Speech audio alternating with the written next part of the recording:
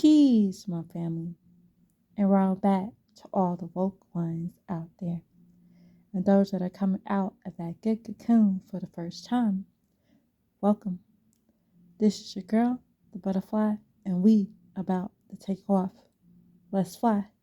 I just want to send you all that good healing energy your way, and hope you all are out there keeping your mind right in that good nine mind.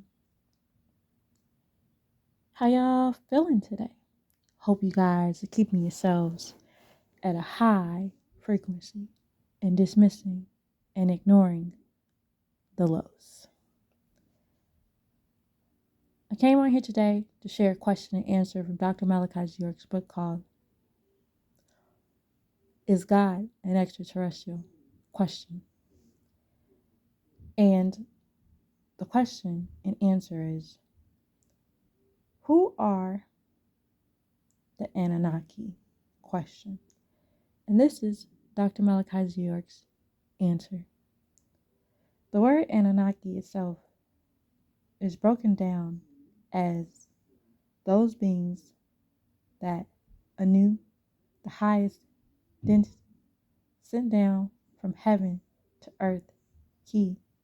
The Anunnaki are known to many as the Elohim or Neteru to the ancient Egyptians.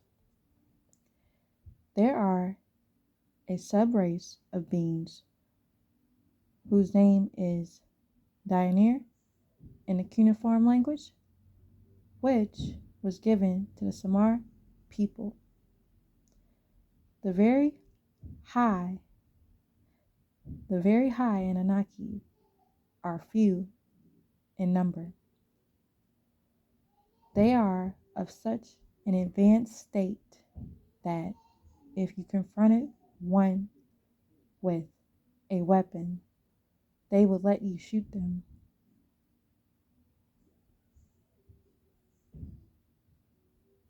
Rather than harm you. Originally, 10,000 were left here to guide humans. They are down to 24 in all until August 12th, 2003 AD, when the vertex will open again. These very high live to be quite old according to your time, or what you called old age.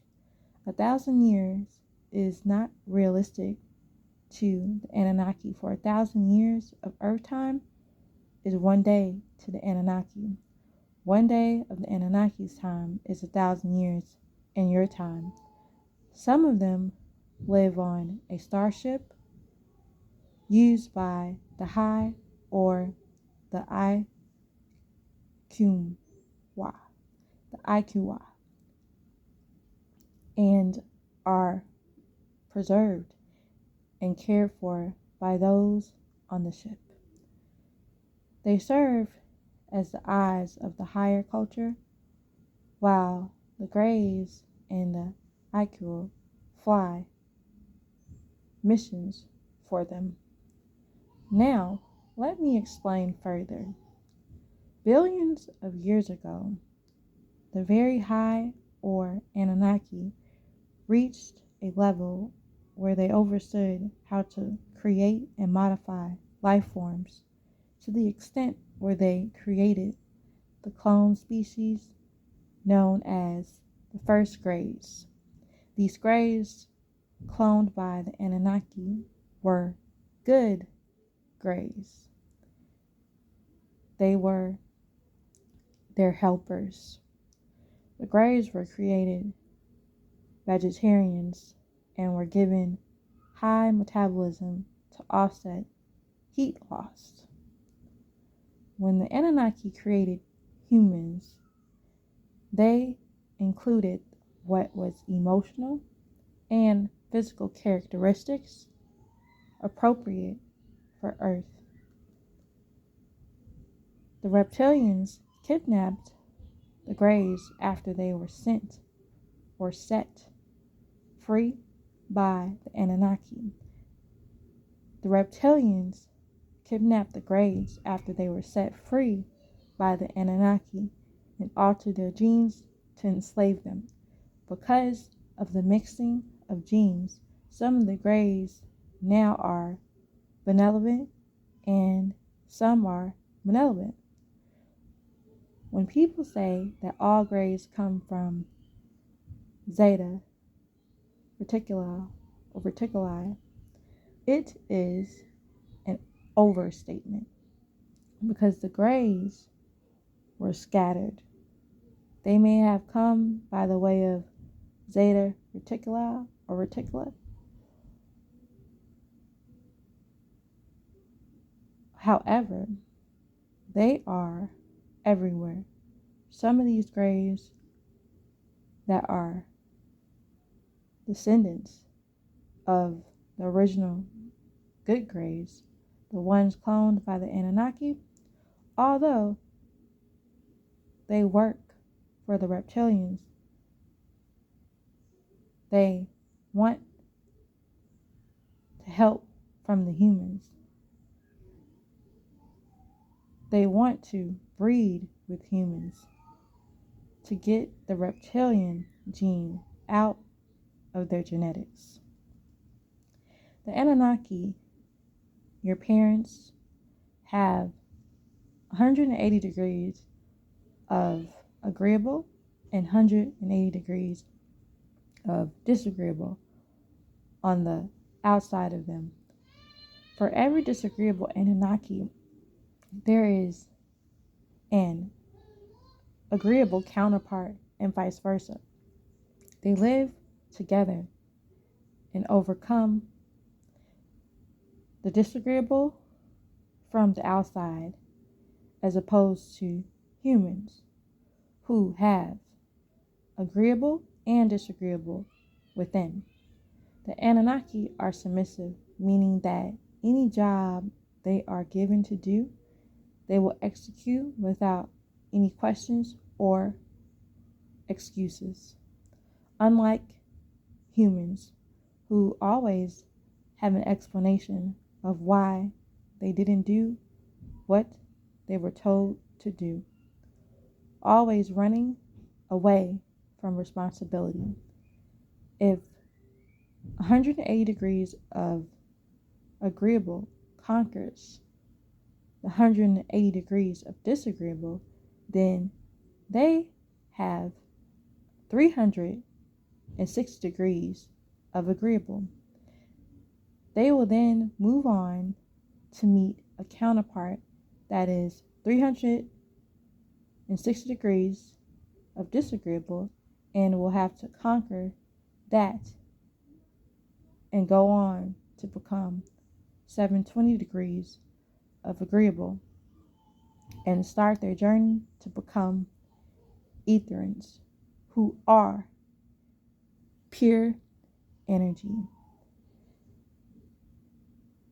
If the 360 degrees of disagreeable are conquered here, the Anunnaki becomes an Etheran again.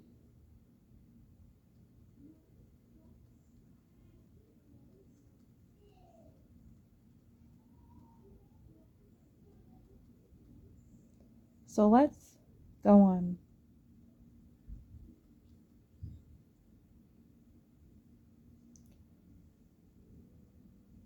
So this is a clip taken out of the Holy Tablets. And it goes like this. Chapter 2. El Abed the Slave. A Mission of the Planet Earth. Tablet 1, 5 through 7. Remember your olive tone parents of long ago. The woolly haired beings, 9 ether or 9 to the 9 power of 9, our kingly crown, visitors to the solar system from Ritz.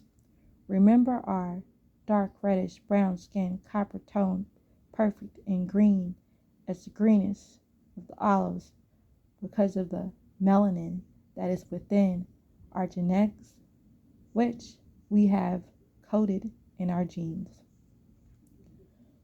The true Nubians, or new beings, you have Melanites and your way of life, Nuwapu, sound right reasoning.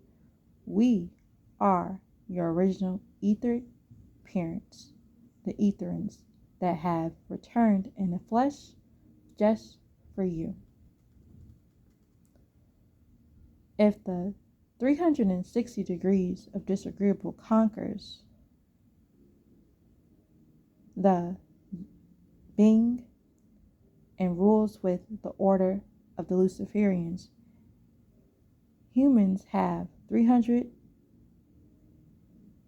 degrees of what is called will. So let me repeat that. If the 360 degrees of disagreeable conquers, the being rules with the order of Luciferians. Humans have 360 degrees of what is called will. When the 180 degrees of agreeable overcomes the 180 degrees of disagreeable, that person takes steps towards becoming an Elohim and even an Etherin. But on the lower level, because he only has 360 degrees, not 720 degrees like the Anunnaki, their order of evolution, Etherans, Anunnaki, Ritians, which is the lowest end, where humans go from the lowest to the highest. A human goes from infant, a weak state, to an adult, then an old man, and then back to a weak state again. Both cycles go full circle, in which you either spiral up or down. The Anunnaki came to the Sumerians and gave them advanced information on the creation of the solar system and all the planets in and out of this solar system.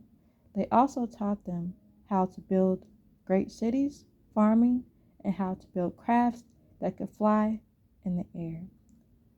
When these Anunnaki came to the Sumerians, and after the cloning and breeding them from Homo erectus to Homo sapien, Anamites who by force were mixed in with the Hindu or the serpent people, the Sumerians taught or thought that they were God beings because of the ships they traveled in and because the Anunnaki were more advanced than them.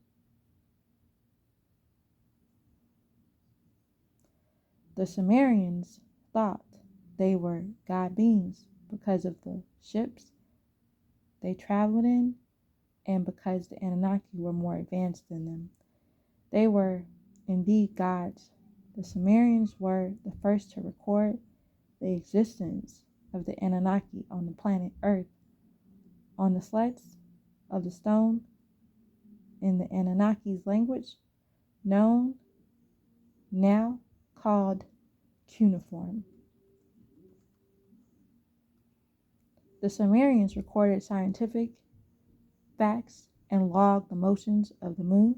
They used a calendar based on the movement of the moon. The ancient Sumerians divided a circle representing the full moon and into 360 degrees. Each degree had 60 minutes. If you divide these into 360 degrees, you get 6 degrees of 60 minutes each. Your modern day clock also uses a circle each minute like 60 seconds, which is the modern day fact being used for the modern clocks. The Sumerians used degrees of angles as measurements for time. However, we use numbers that have been assigned to these angles, such as the figure above. But the Sumerians also divided the stars into 12 parts, and they used 12 by 60 for measurements, or then 3,000 years ago, more than 3,000 years ago. They used the name 12 because the stars or the constellations were sky maps. These star constellations, tied into the 12 signs of the zodiac, ancient Sumer was surrounded and basically strategically by 12 countries, which corresponded to the signs of the zodiac, and the zodiac served as a road map and a sky map. All of these astronauts from other galaxies follow the zodiac. The Anunnaki live by the sign of the zodiac and are a firm believer of it. Our old scientists were all based around the star of the heavens, or lands, and all. And that is the end of his answer. So I'm going to leave it at that and let you guys know again that it's all love, my family, and peace.